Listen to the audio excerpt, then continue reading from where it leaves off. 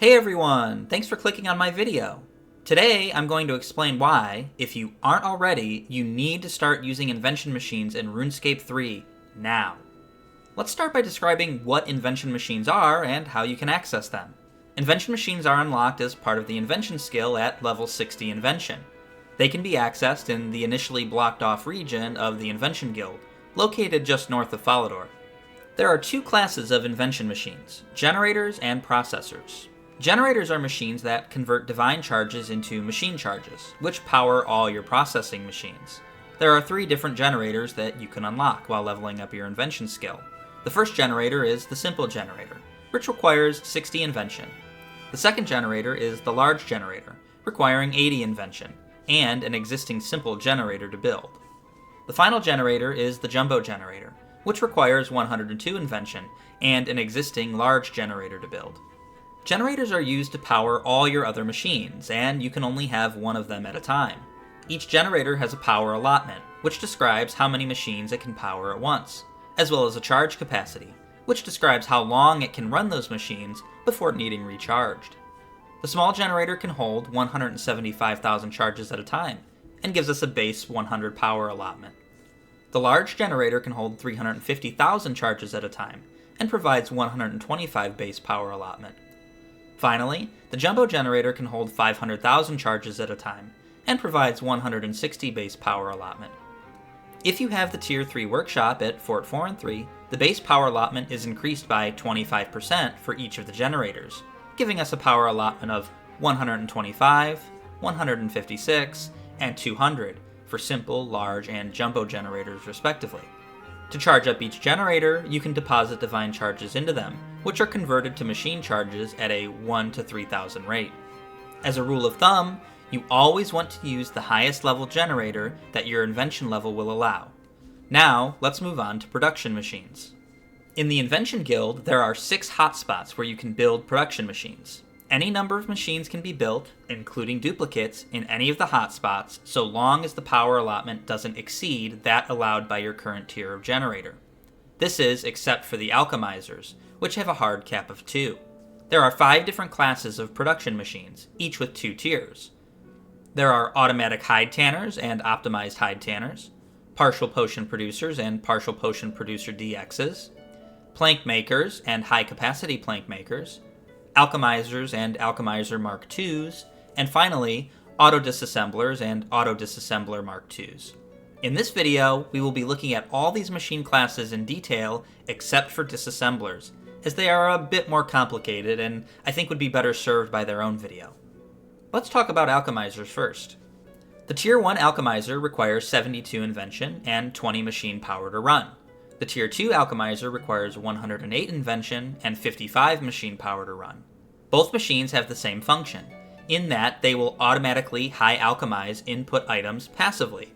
The Tier 1 Alchemiser processes 8 items per hour, requiring 45 machine charge, 8 nature runes, and 40 fire runes for the hour. The Tier 2 Alchemiser processes 25 items per hour, requiring 150 machine charge and 25 nature runes. Note in particular that the Tier 2 Alchemiser does not require fire runes, substantially reducing the cost of use. So, when looking for items to place into our Alchemisers, we are searching for items whose high alchemy value is larger than the Grand Exchange value by a large enough margin to make profit. Let's look at one example, Onyx Bolts Enchanted. I went to the Grand Exchange, and at the time of writing the script, was able to instant buy these bolts at 6,574 GP each. The bolts have a high alchemy value of 9,000 each. Nature runes instant bought at 789 GP, and fire runes instant bought at 75 GP. With these values, and the cost of divine charges at the time of writing the script, the hourly profit can be calculated as 8,220.85 GP per hour for the Tier 1 Alchemiser, and 34,674.5 GP per hour with the Tier 2 Alchemiser. In weekly numbers, we can calculate that our profit from the Tier 1 Alchemiser is 1.38 million GP per week, and 5.82 million GP per week for the Tier 2 Alchemiser. Viewers should keep in mind that this profit is occurring every hour even when we are logged off. There are almost certainly other items with larger profit margins, so be creative and look for a good item that works for you. The key, remember, is that the item has a large high alchemy value relative to the cost to obtain it. Let's now look at partial potion producers. The Tier 1 partial potion producer requires 90 invention and 20 machine power to run. The Tier 2 partial potion producer requires 114 invention and 50 machine power to run. Both machines have the same function, in that they will take as inputs clean herbs and vials of water and produce unfinished potions. The Tier 1 partial potion producer processes 13 items per hour, requiring 75 machine charge, 13 herbs, and 13 vials of water for the hour. The Tier 2 partial potion producer processes 40 items per hour, requiring 210 machine charge, 40 herbs, and 40 vials of water. When looking for partial potions to produce, we are looking for partial potions whose sale price is higher than the cost of the inputs by a large enough margin to be profitable. Generally, this means producing partial potions, which are used to produce in high demand final potions. In particular, partial potions that result in combat potions are fairly stable and profitable. Let's look at producing Bloodweed potions unfinished as an example. The price I was able to instant buy a vial of water was 119 GP, and I instant bought a clean Bloodweed at 10,876 GP. I was then able to instant sell the partially completed potion at 12,605 GP. Using all of these inputs, the hourly profit can be calculated as 14,527.45 GP per hour for the Tier 1 partial potion producer, and 45,565.3 GP per hour for the Tier 2 partial potion producer. In weekly numbers, this comes out to 2.44 million GP per week for the Tier 1 partial potion producer, and 7.65 million GP per week for the Tier 2 partial potion producer. I want to mention for this machine in particular that prices can be volatile, so always check your own prices and do your own calculations to make sure the numbers are coming out as you expect. Now let's look at hide tanners. The Tier 1 hide tanner requires 93 invention and 25 machine power to run. The Tier 2 hide tanner requires 111 invention and 50 machine power to run. Both machines have the same function, as they take as inputs hides and produce leathers from them. The Tier 1 tanner processes 45 items per hour, requiring 225 machine charge. The Tier 2 tanner processes 140 items per hour, requiring 840 machine charge. Compared to the partial potion producer or the alchemizer, we are quite a bit more limited on our options for tanning hides. Let's look at one example in particular, Royal Dragonhide. I was able to instant buy Royal Dragonhide for 2,104 GP at the time of writing this script, and instant sell Royal Dragon Leather for 2,656 GP. Given these prices, we can calculate the hourly profit rates at 13,073.85 GP per hour for the Tier 1 hide tanner, and 34,840.4 GP per hour for the Tier 2 hide tanner. On weekly terms, this comes out to 2.20 million GP per week with the Tier 1 hide tanner, and 5.85 million GP per week with the Tier 2 hide tanner. Now let's take a look at the final production machine in this video, plank makers. The Tier 1 plank maker requires 99 invention and 30 machine power to run. The Tier 2 plank maker requires 117 invention and 65 machine power to run. Both machines have the same function, as they take input logs and convert them into planks. The Tier 1 plank maker produces 13 planks per hour, requiring 225 machine charge, whereas the Tier 2 plank maker produces 40 planks per hour, requiring 600 machine charge. As with the hide tanners, our options are limited by the number of planks available for production. Let's consider one example for this video, making elder planks.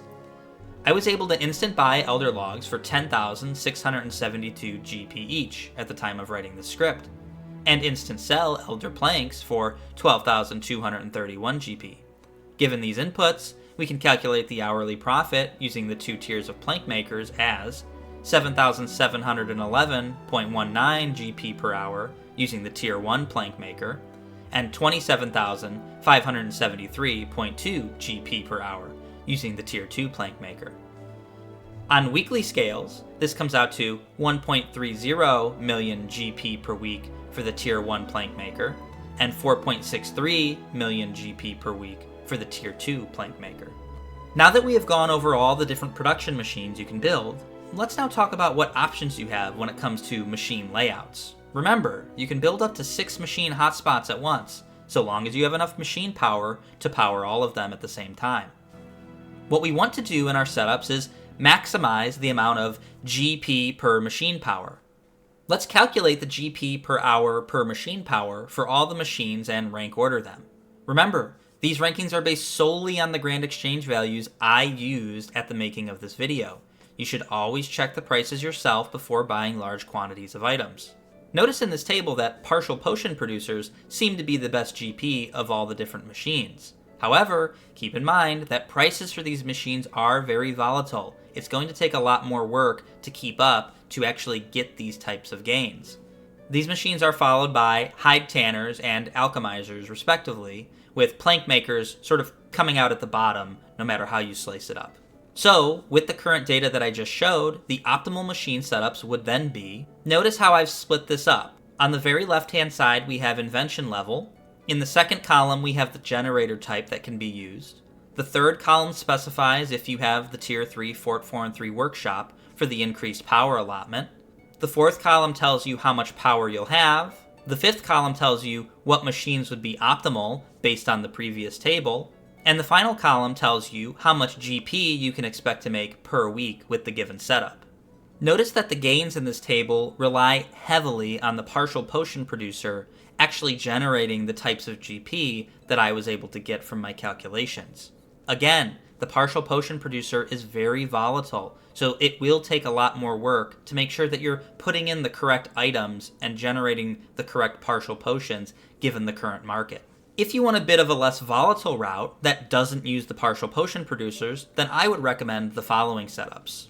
I'm more of a risk-averse person, and I don't like the added cost of having to always check on what potions are best to use at what particular times. So I actually do use the 2 times Alchemiser Tier 2, 1 Hide Tanner Tier 2, and 1 Hide Tanner Tier 1 setup for my personal Invention layout.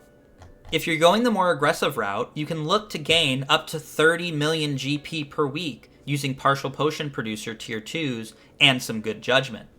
If you want to go the more relaxed route, you can gain up to 20 million GP per week using 2 Alchemisers, 1 Hide Tanner Tier 2, and 1 Hide Tanner Tier 1.